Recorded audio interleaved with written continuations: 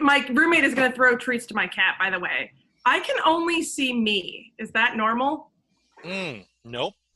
Nope, there I am. I am talking about myself in that slide. That's all I can remember. So that's good. Let's see. There we go. We switched over, so I'm not just looking at myself.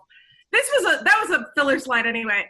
So I used to make films about media about the apocalypse. I made comic books, I made short films, I wrote short stories, I got my friends to work on these. It was about like evil answering machines and dead unicorns and zombies and all sorts of stuff. And they went under this banner called an apocalypse. An apocalypse by any other name is still an apocalypse. Basically, the idea being that like there are multiple apocalypses. Different cultures have different ends of the world. End of the world means different things to different people, but it all exists under this huge banner. And isn't it sort of an interesting concept? And I didn't develop these things because I was like, oh my God, I like destroying the world. And I want to see the end of the world. And I love like people suffering. That wasn't sort of the intent behind these. The intent was that more, it's so interesting, like what the end of the world could be and what it really looks like. And usually the best stories are about how people respond, about how they like interact with each other, how they bond. Like some of the best, most classic apocalypse stories that we can think of, like when we like say them, like Save in Ragnarok. It's about what happens to the people in those stories. Or even more, a better example is Shaun of the Dead. Shaun of the Dead is a zombie film, but that is the least interesting part of it. The interesting parts are about two friends and how they react to this massive, at least countrywide event. It's unclear if it's happening all over the world. I like to imagine it only happened in England, and how people bond and get together and how they show their similarities in times of strife. And that's why some zombie movies are quite frankly like terrible, because they're not about those things. They're about some like rogue warrior-ness of isn't it cool to be the last doomsday prepper on the planet? And those stories sort of like fall flat because it's not very interesting to be the last person on the planet. Unless you read a Harlan Ellison short story, I'm just remembering, called How's the Nightlife on Casalda? That one's a really good one about the last man on the world, and I won't spoil it, but it's funny and amazing.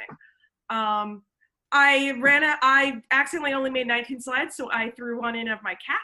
This is what he looked like while I was making the slides. Right now he's running across the apartment back and forth to get treats because he's realized I am at the computer ignoring him, so he wants attention. So we're just throwing treats at him to get him to go like away. And what I really realized is that we're not in a zombie film at this current moment, though it can seem to have all the hallmarks of a zombie film, or at least has the good hallmarks of like togetherness and everybody uniting. We're probably more accurately in a vampire film. And this might be colored a little bit by the art I'm making right now, and I'm thinking a lot about vampires. I've had this like coffee vampire story in my brain forever, and I've been trying to work it out and like, what is it really about? Because it's never just about vampires or zombies, it's about like the people in the story. So like, what is this? And so this shelter in place pandemic, everything came in, and I started thinking like, no, the rules of this apply more to a vampire film than a zombie film. Or at least we're in a really good zombie film if it's a zombie film. If it's a zombie apocalypse, this is like the best version we could have ever gotten. I stay inside and eat bread.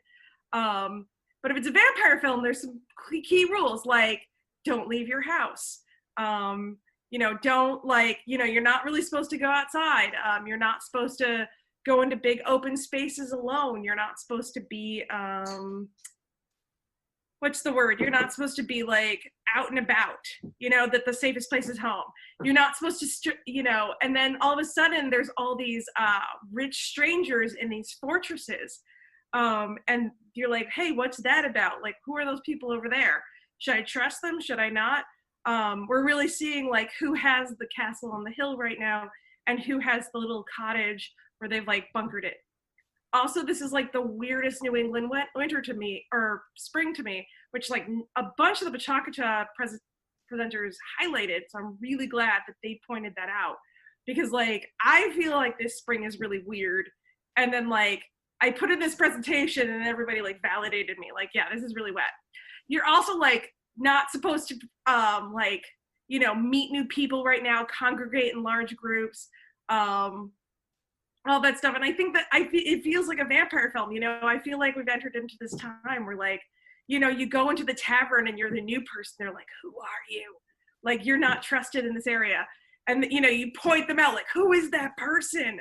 What are they doing here? There was a guy in our building recently. We're pretty sure it was somebody's dad just helping out, but he'd never been in the building before.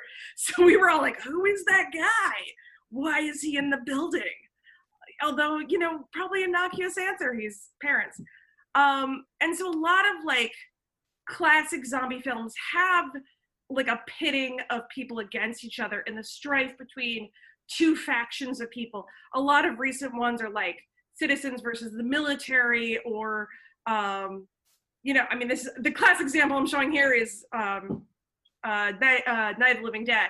And then at the end, there's this one guy with a bat that like lives out from all time to be the survivor of humanity.